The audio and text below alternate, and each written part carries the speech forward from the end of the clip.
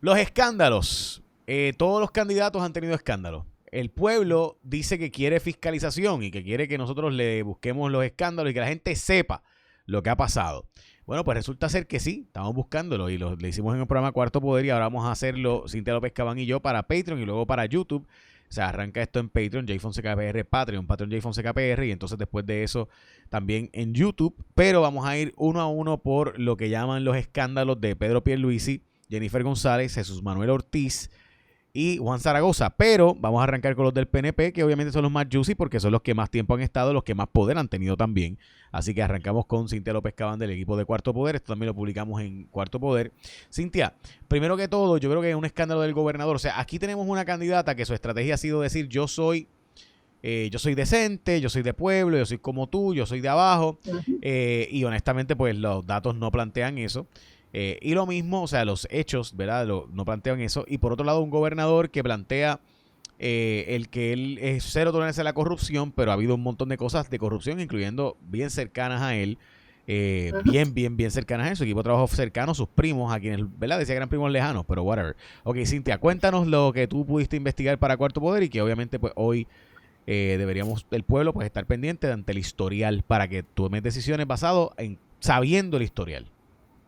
Nosotros buscamos, ya hicimos un listado de los tropiezos de los candidatos que van a estar ahora en la primaria, un poco para ver cómo estas personas reaccionan en momentos de complejidad, sea tomando decisiones difíciles o cuando están bajo el foco de los medios por alguna razón. Voy a empezar con un artículo que publicó en el 2016 de Pedro Pierluisi y de su entonces esposa Elena Carrión. Ese fue un artículo donde se planteaba esto bien a grandes rasgos, que esta era una pareja que mientras su capital iba subiendo, Puerto Rico iba hacia el abismo de la quiebra. Y un poco lo que se planteaba era que ese patrimonio crecía porque el entonces comisionado residente Pedro Pierluisi estaba apoyando legislación que era favorable. El artículo era muy duro, salió en inglés y en español, causó mucho revuelo. Lo cierto es que el propio artículo aclaraba que no había ninguna violación de ley, pero decía que aquí como que había unos conflictos de interés porque la corporación que había creado la esposa de Pierluisi lo había hecho poco tiempo después de que le había ganado las elecciones. Así que ahí un poco vimos, de hecho, si uno busca ese artículo todavía está online, puedes leer la carta que envió Elena Carrión y ella en esa carta se defendía como una mujer con derecho a trabajar y ella levantó la bandera de género. Ella decía que estas alegaciones contra ella se hacían porque había un sesgo de género. Eso fue como un gran escándalo. Ya tú sabes que después se divorciaron y entonces ella mantuvo la información que ha trascendido la mayor parte de ese patrimonio. De hecho, debo decir sobre ese caso, Cintia, y esto para mí siempre ha sido interesante, no hay duda de que eso fue un hit job de grupos de los bonistas, o sea, los fondos buitre, porque Pierluisi estaba favoreciendo en ese momento que se pagaran uno de los bonos y no los otros bonos. Y a un grupo de bonistas estaba en una guerra con Pierluisi por eso, porque había unos grupos que decían que no, que había que pagar toda la deuda, habían unos que estaban con Cofina que decían que no. Entonces, ¿qué pasa? Que Pierluisi estaba en una posición más como hace falta la ley de quiebra, hace falta promesa, igual que Alejandro García Padilla, que fueron juntos para allá. Jennifer decía que se podía pagar toda la deuda, que eso lo hablamos ya mismo. Entonces, ¿qué pasa? Que Pierluisi va a decir, no, hay que reestructurar la deuda completa. Y eso a los bonistas que estaban representados por DCI, que compraron un montón de gente ahí, unos cabilderos bien fuertes en Washington, que jugaban bastante sucio, se dice que ellos fueron los que plantaron esa noticia en el New York Times. Debo decir que plantada o no, era escandalosa. Lo cierto es que tú sabes que años, bueno, yo creo que no, en esa misma administración también sale, ¿te acuerdas cuando sale? No tiene que ver con esto, pero igual tiene que ver. Cuando sale el asunto, ¿te acuerdas de Lucé Estevera? Cuando sale que ella estaba haciendo los cierres también en la fortaleza y también se planteaba un asunto de conflicto de interés. El trabajo de las esposas o de las primeras damas en el contexto de una gobernación siempre da de qué hablar de algún privilegio o algo, porque lo cierto es que están en la fortaleza y hay unos privilegios y es muy difícil ese deslinde. De acuerdo. Pero no será el primero ni el último. No, mi planteamiento más bien es el que ahí había una guerra de intereses en el caso de Pierluisi, que era presidente del PNP y estaba con, ¿sabes? Ricardo Rosselló, y estaba con los bonistas, y esos bonistas pues estaban igual que con Jennifer González. Hoy día esas cosas cambiaron, ¿verdad? Pero en aquel momento, y esos fondos buitres pues estaban buscando que no se aprobaran unas leyes y principalmente que no ganara Pierluisi, porque Pierluisi decía que hacía falta reestructurar la deuda y Ricardo Rosselló no. Ricardo Rosselló decía que le iba a buscar la forma de pagarla completa, igual que Jennifer González. Y en ese momento habían unas guerras terribles en Washington y Puerto Rico. Y la verdad es que el hit job estuvo bien hecho, o sea, fue bien jugado. O sea, DCI no son tontos y juegan un juego de grandes ligas. Ha logrado poner de rodillas a congresistas bien poderosos varias veces, así que no será la primera vez, incluyendo a par de Utah. Ok, ese fue un punto. ¿Querías añadir algo más de ese caso? No, el próximo tema que quería traer ya voy a darle como un fast forward bastante rápido. Claro, tú mencionabas el asunto de las posturas de Pierluisi en el contexto entonces de la quiebra del gobierno de Puerto Rico, primero impulsando entonces, ¿te acuerdas? Una ley de quiebra criolla ahí con Alejandro García Padilla, y entonces ya después, mucho tiempo después, o no tanto, cuando se le identificaba, y es algo que estamos viendo ahora en la campaña, como el abogado de la Junta. Yo quería enfocarme en el asunto del gobernador por el fin de semana. No sé si te acuerdas que en el verano del 2019, cuando Ricardo Rosselló anuncia que va a renunciar, la persona escogida para ser el secretario de Estado fue Pedro Pierluisi. Bien brutal. Y eso fue un fin de semana, eso fue como un par de semanas, casi un mes, donde hubo mucha crisis, pero en particular durante ese fin de semana, cuando se acerca la fecha de que el gobernador iba a renunciar, ¿te acuerdas que era el 2 de agosto a las 5 p.m.? Y él ha designado a Pierluisi como secretario de Estado. ¿Y qué es lo que pasa? La Cámara lo confirma y el Senado no, pero sí tuvimos algo muy interesante en ese momento, que el hoy aliado del gobernador Tomás Rivera Chats pide un turno de privilegio en el Senado, y tiene una locución demoledora donde dice que las lealtades de Pedro Pierluisi han caducado porque él pasaba de ser el abogado de la Junta, él estaba en Borges y O'Neill y de momento había renunciado y ahora era secretario de Estado, o quería hacerlo porque era el designado, y decía que ahora su lealtad era con Puerto Rico. Él decía que cuando la Cámara y el Senado PNP habían estado luchando contra la Junta, Pedro Pierluisi estaba en el otro lado, luchando en contra.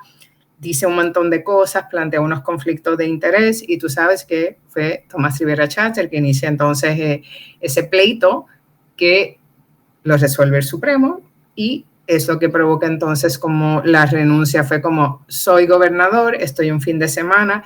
No sé si te recuerdas que quien juramentó a Pierluisi como gobernador fue Luisa Colón García, que era jueza del apelativo, que después terminó siendo la vicealcaldesa de Guaynabo. Recuérdate en el caso en ese caso es del exalcalde convicto Ángel Pérez.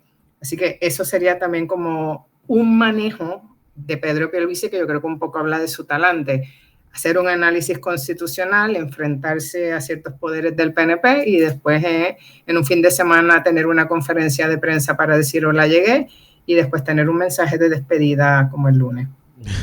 Sí, lo recuerdo bien.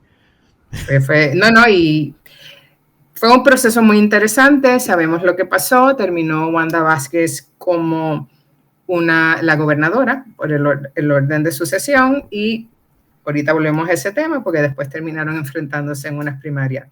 Otro asunto que yo creo que ha marcado mucho la gestión de Pedro Pierluisi ha sido el contrato de Luma. Aunque él ha intentado distanciarse y decir que ese contrato lo firmó Wanda Vázquez y que él lo heredó, lo cierto es que él pudo haber detenido la puesta en vigor de ese contrato y lo pudo haber cancelado. Ese contrato no tan solo lo están culpando de apagones, no solo él lo ha defendido a capa y espada, le costó el nombramiento de Larry Selhammer como secretario de Estado. Le ganó el mote también, que es abogado, que es lo que usara Jennifer González de Luma. Provocó el papelón, por lo menos a mi juicio, cuando él dice que Luma está en probatoria, que Wayne Stensby se tiene que ir, y allá Wayne Stensby se estaba abanicando y tú lo podías ver jogueando por condado como si nada. Hay un asunto que yo creo grande, no sé si la gente recordará, es cuando empieza, ¿te acuerdas? El plan de movilidad, que salían los empleados y las empleadas de la Autoridad de Energía Eléctrica y quedaban en esta especie de limbo. Algunos los encontramos en estacionamientos o haciendo trabajos de segunda, luego de haber sido las personas que eran encargadas de reparar la red eléctrica. Y un detalle interesante es que esa gente podía reparar la red sin apagarla. Y ahora tenemos a Luma que hace un montón de dinero y cada vez que Luma va a hacer trabajos de mantenimiento, ¿tú no te has fijado en eso, Jay? Sí, Apagan la luz. sí, parte de lo que ellos dicen es que, bueno, parte del escándalo que había entonces era que los empleados de ellos son Witice y la de la Unión de la UTI eran los que trabajaban en vivo, o sea, con cables vivos, mientras que los de Witice no. También dicen que es que las reparaciones que ellos hacen son mayores, whatever. La cosa es que para mí, lo que es bien relevante de esto es que Pierluisi siempre ha negado que él firmó el contrato. Y es cierto, ese contrato lo firmó Wanda Vázquez. Pero la extensión del contrato la hizo Pierluisi. O sea, Pierluisi tuvo la oportunidad de no firmarle la extensión a Luma, porque recuerda que tú estás en proceso de quiebras y parte de los procesos de quiebras permite que se hagan unas revisiones de los contratos que se estaban haciendo y el gobernador defendió el que Luma se quedara en el Tribunal Federal. Así que básicamente en ese proceso Luma tenía unos acuerdos que bien pudieron haber el gobernador haber determinado que no. De hecho, te acabo de poner la gente para que vea la noticia. Esto fue el 30 de noviembre del 2022. Pierluisi defiende extensión del contrato de Luma y explica por qué se ató a la estipulación de un plan de ajuste de la Autoridad de Energía Eléctrica. O sea, Pierluisi defendió ese contrato y además de eso, y aquí está la noticia, el gobernador Pedro Pierluisi defendió este miércoles la extensión del contrato suplementario del consorcio Luma Energy, confirmó que la transacción conlleva un alza de los pagos y reveló que el gobierno desde hace rato se prepara para un posible litigio impugnando la decisión del gobierno. Es decir, o sea que Luma iba a demandar al gobierno y el gobernador dice, mira, vamos a perder esa demanda, bla, bla, bla, seguro. Para eso son los procesos de quiebra, gente. O sea, los procesos de quiebra tú puedes enviar todo. Siempre me ha chocado el que Puerto Rico pues no enviara todos los contratos, por ejemplo, que tienen con farmacéuticas, el de Metropistas, o sea, todos los contratos que tuvo el gobierno de Puerto Rico previamente o sea, por ejemplo, los contratos como el del aeropuerto, que en un momento dado Puerto Rico firmó eso de rodillas, dándole básicamente, está bien, no podemos pagar la deuda, así que quédate, Aerostar, quédate con todo. Hay gente que dice, Jay, pero es una irresponsabilidad. Porque tú coger a toda la empresa privada y después de que haces unos contratos, meterte a quiebra, es como lo que hacen los chanchulleros fraudulentos. Y yo sí, eso es verdad. Pero también esos contratos pueden renegociarse en términos favorables para ambas partes. No tienen que ser contratos que sean favorables solo para una parte, porque cuando Puerto Rico estaba de rodillas y no tenía ley de quiebra, pues sí, o sea, se hicieron acuerdos que honestamente pues no eran los más favorables, pero pues estábamos de rodillas. Pero ahora que usamos la ley de quiebras, pues vamos a aprovecharla, vamos a rehacer para poder tener un jump start, un nuevo comienzo. Y eso no se hizo, pero nada, continuamos entonces para el próximo.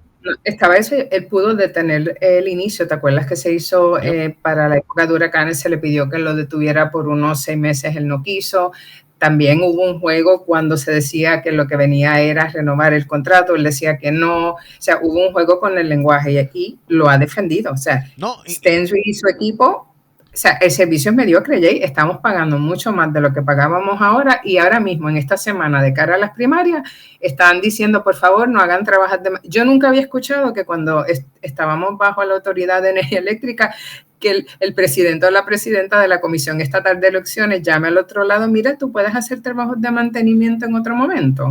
Mira, Cintia, eso es inédito. Sí, para mí eso es una locura.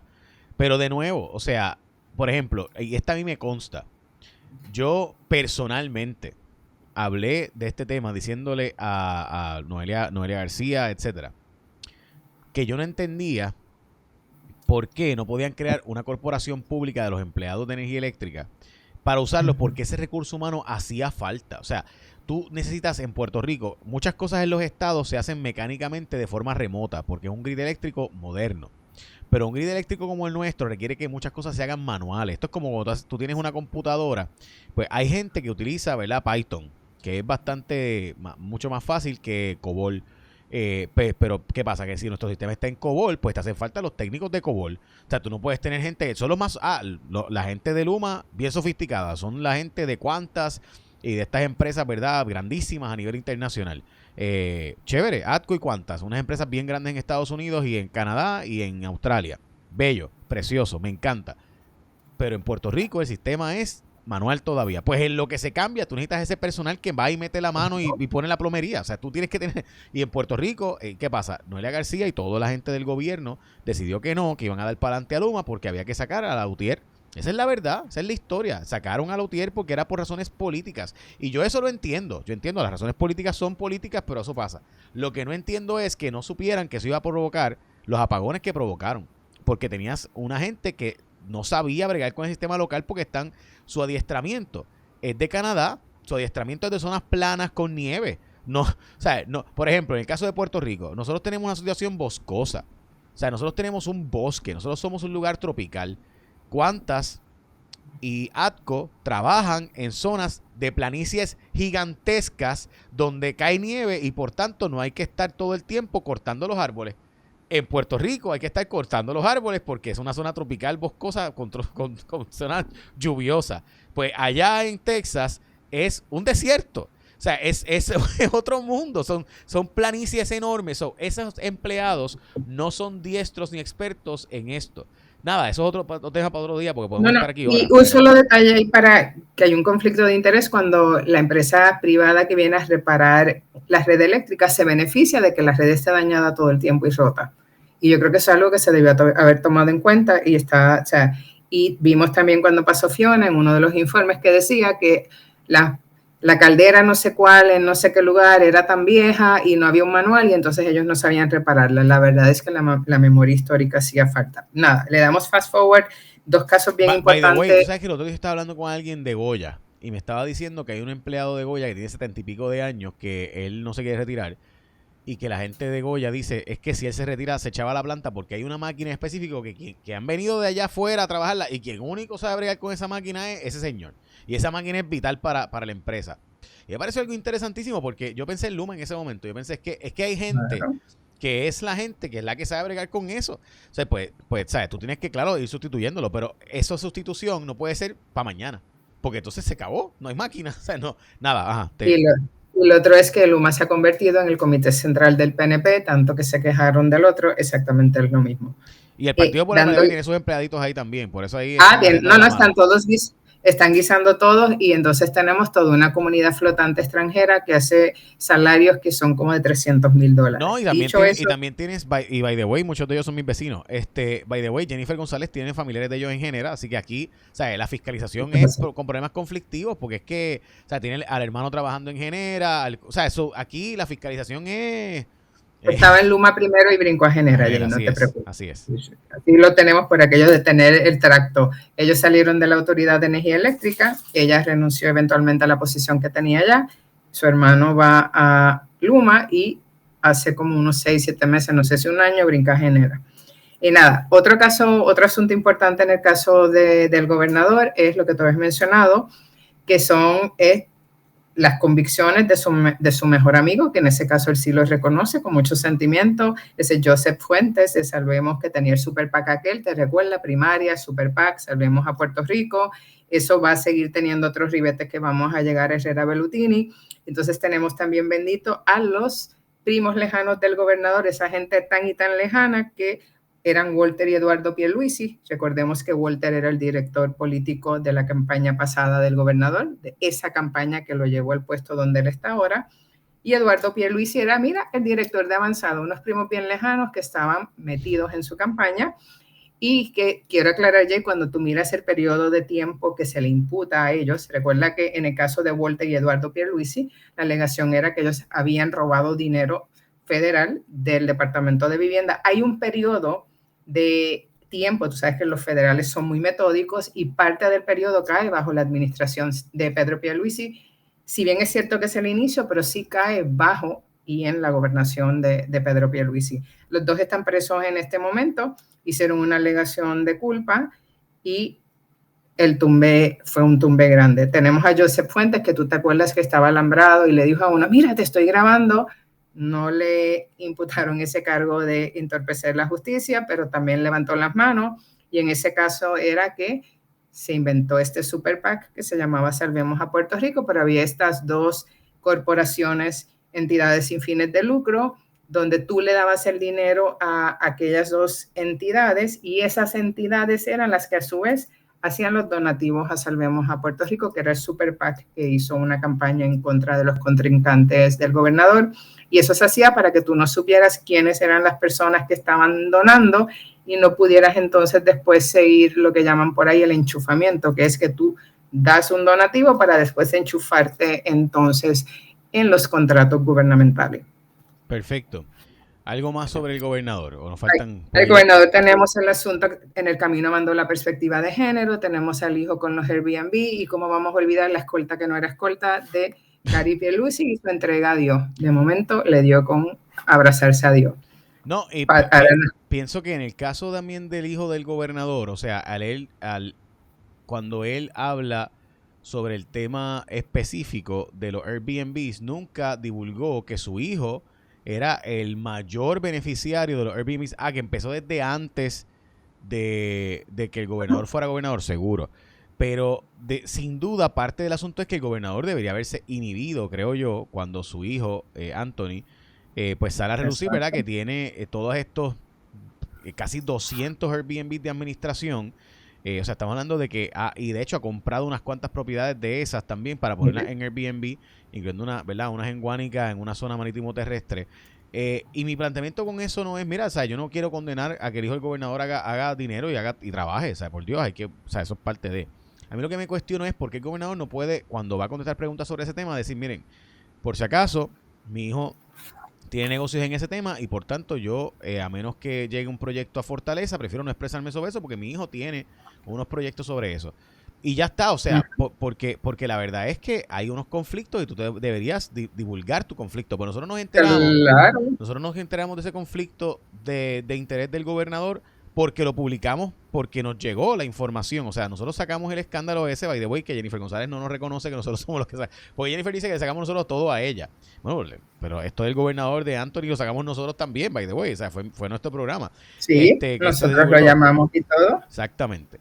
Bueno, y si tienes otro, dejaste solamente a Anthony, tienes al otro hijo que entra por ahí, Michael, porque tienes a la esposa de Michael, Blanca Evi, creo que le dice, Evi, creo que lo estoy pronunciando bien, López de Pierluisi, que es la que está en Corcoran, que tú sabes que entonces administra también los proyectos de Paulson. Entonces tú siempre lo ves a él en las fotos con sus hijos, como si nosotros nos estuviéramos jangueando y no hubiera aquí ningún tipo de conflicto. Y no te acuerdas que entonces el gobernador con Cari fueron y se encontraron con Paulson en el emplazamiento. O sea, tú vas viendo como que un montón de demasiadas coincidencias y vemos poca transparencia en asuntos que aparecen, que son grandes conflictos de interés y donde su familia parece beneficiarse de conocerlo a él. Bueno, o sea, no hay duda de que, y el gobernador fue en la inauguración, yo por si acaso estoy poniendo la foto, Cintia, sé que tú no lo ves allí, pero el gobernador fue en la inauguración y fue que cortó la cinta de cuando llega Corcoran a Puerto Rico, que la jefa de Corcoran es su nuera. Y usted dice, ¿por qué eso? ¿Qué importa? Pues, bueno, el problema de esto es que se llama a toda la prensa porque habría Corcoran en Puerto Rico, que es una corporación de esas gigantescas de bienes raíces, y su hijo... y la esposa de su hijo, pues es la gran beneficiaria de millones y millones de dólares en bienes raíces que se están vendiendo, que ellos son los que las venden, entre ellas, pues como mencionaste, las de Paulson, las del Vanderbilt Residences, ellos, por ejemplo, tienen ese contrato. Gente, pero tengan la idea, la tasa, ¿verdad?, de realtors o de corredores de bienes raíces como estos tiende a ser premium. Eso es entre 5 y 9% de comisión. Nada más en 2 de las casitas esas, ya ahí se hubieran ganado más de $1 millón en comisión. Y usted dice, Jay, pero ¿qué importa? Ella es corredora y tiene derecho a hacer su chavo. Seguro lo tiene. Pero ¿qué otra empresa? Si yo mañana soy realtor y quiero invitar al gobernador para que corte la cinta de mi oficina, ¿va a ir? Pues en este caso, yo hubiera ido, no hay problema, el gobernador con mucho gusto. Pero inaugurar y publicar e invitar a toda la prensa que vaya allí, que el gobernador va a cortar la cinta de un negocio que va a ser multimillonario a su hijo, a su nuera y a sus nietos, por tanto, pues me parece conflictivo. O sea, y eso es de hecho, debo decir que los únicos que hemos tocado esta historia como algo escandaloso hemos sido nosotros. Nadie más le ha dado como escandaloso esto. A mí me parece un escándalo. No porque el gobernador o porque la hija del gobernador o el hijo del gobernador pues no pueda hacerse millonario. Yo no tengo problema con eso. Yo soy capitalista. Yo creo que el capitalismo tiene sus defectos. Pero pues, ni modo. Creo que es lo menos malo. Pero, dicho eso, pues hay unos conflictos cuando tú tienes, en este caso, tu nuera va a hacer millones de dólares gracias a que el gobernador va allí y dice, esta empresa, miren qué grandota esta empresa, mira qué brutal esta empresa, mira qué bien que esta empresa está abriendo. ¿Y quién va a hacer el billete? Mi hijo. ¿No les parece conflictivo? O sea, a mí me parece conflictivo. Pero pues, hay gente que no lo ve igual que nosotros. Piensan que eso es la libre empresa. Bueno, hemos hecho como un repaso de algunas de los tropiezos o las decisiones o los asuntos relacionados al Hay dos gobernador. más que yo también incluiría, que creo que debemos incluir, entre ellos otra historia que nosotros también sacamos nosotros. Esta la sacaste tú, yo no tuve nada que ver en esta, que es la historia de el exalcalde de Sidra, que el gobernador lo nombra a un puesto, tú sabes, De Carrasquillo. De Carrasquillo, Javier Carrasquillo, que fue alcalde de Sidra, el gobernador lo nombra como uno de sus asesores principales, sabiendo que tiene un tufo brutal por el caso aquel de Oscar Santamaría y todo lo que pasó en el municipio de Sidra, que aunque Oscar siempre ha dicho que ahí no hubo nada ilegal, lo cierto es que pues hubo unos cuestionamientos y ahí el gobernador lo nombró igual, y en el caso de Noé Marcano lo mismo, también cuestionamientos, y el empotramiento, pero de un montón de empotramiento de todo el aparato gubernamental, utilizándolos directamente como parte de su campaña. O sea, el gobernador aquí, la línea entre partido y gobierno que alguna vez existió o que había borrosa, se acabó de borrar. O sea, aquí no hay línea alguna. El gobierno es el PNP. O sea, el gobierno es la estructura política de Pierluisi. Lo ha dicho Jay. Lo interesante es que el propio gobernador no nota la diferencia discursiva y cada vez más tú vas viendo, lo vimos con el asunto de Héctor Joaquín, lo hemos visto con la secretaria del DITOP, lo estamos viendo con el secretario de Vivienda, que es donde hay un montón de dinero participando activamente en actividades. Tuvimos aquel encuentro televisivo donde todos estos secretarios ofendidos llegaron allí a decir, oh Dios mío, están hablando mal del gobierno, echándole la culpa a Jennifer. Y yo te confieso que yo quisiera ver a todos esos secretarios, incluyendo a Omar Marrero, defender y fiscalizar a Luma con el mismo vigor que ellos defienden la obra que ellos dicen que ellos hacen. Porque yo no he visto, para ser honesta, nunca a Omar Marrero defender y decir, yo voy a fiscalizar a Luma y estos apagones no se dan. No, pero él estaba allí súper enojado en televisión defendiendo todo el trabajo y como Jennifer, al decir todas las cosas que decía, que era un gobierno que no había hecho obra, los estaba atacando a ellos a nivel personal. Y todo eso se hizo en horario de trabajo, Jay. Y yo estoy convencida, o sea, no me consta, pero tengo que pensar que ellos no llegaron guiando, que había una escolta que también los llevó a ese programa para que ellos pudieran hacer esta denuncia. De acuerdo, y te soy bien franco, o sea, es el uso bestial del aparato público para beneficio personal, o sea, y el atornillamiento de sus panas. Y te quiero decir, y te voy a decir otro que es escandaloso y que no hay, o sea, no hay forma de probarlo, y yo he intentado, pero yo no le puedo creer que Cari y Andy no hacen billetes. O sea, eso de que la hermana del gobernador trabaja 24/7 ad honorem, por beneficio, o sea, por amor al arte. Are you kidding me? Tú sabes, eso de que Andy Guillemar todo lo que está haciendo es por amor, por caridad. ¿Really? O sea, que hay mil formas de hacerle dinero a tu familia, seguro. O sea, tú le puedes dar el contrato a Chencho, Chencho a Chancho, Chucho a Chancho y por ahí para abajo y haces 10 corporaciones como hacían los primos. Los primos estaban contratados indirectamente. Los primos formaron una empresa de limpieza y de mantenimiento de aire acondicionado, le daban un contrato a X le daba un contrato a Y, y Y contrataba para atrás a las empresas de limpieza y de aire acondicionado de ellos. Y así pues. Y todas estaban en el mismo edificio, todas tenían la misma dirección. Y lo interesante es que los primos tenían un contrato donde ya ellos estaban teniendo una ganancia.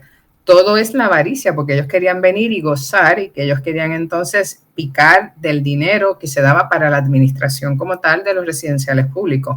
No es que le estaban usando su dinero, es yo tengo ya lo mío garantizado y yo quiero más. Se inventan estas dos corporaciones, como tú dices, para dar servicio a los residenciales públicos, y guess what, muchos de los servicios no se daban, había un montón, ahí había empleados fantasma, algunos de los cheques, por ejemplo, se pagaban a la novia de Eduardo, que aparecía entonces como empleada, y toda esta información trascendió y se encuentra en documentos oficiales que se discutieron en la vista de sentencia y de los documentos que están en el docket federal. Y a mí no hay quien me convenza de que Cari de verdad lleva 3 años trabajando incansablemente, según ellos dicen, porque es bien buena gente y no tiene ningún beneficio personal o económico.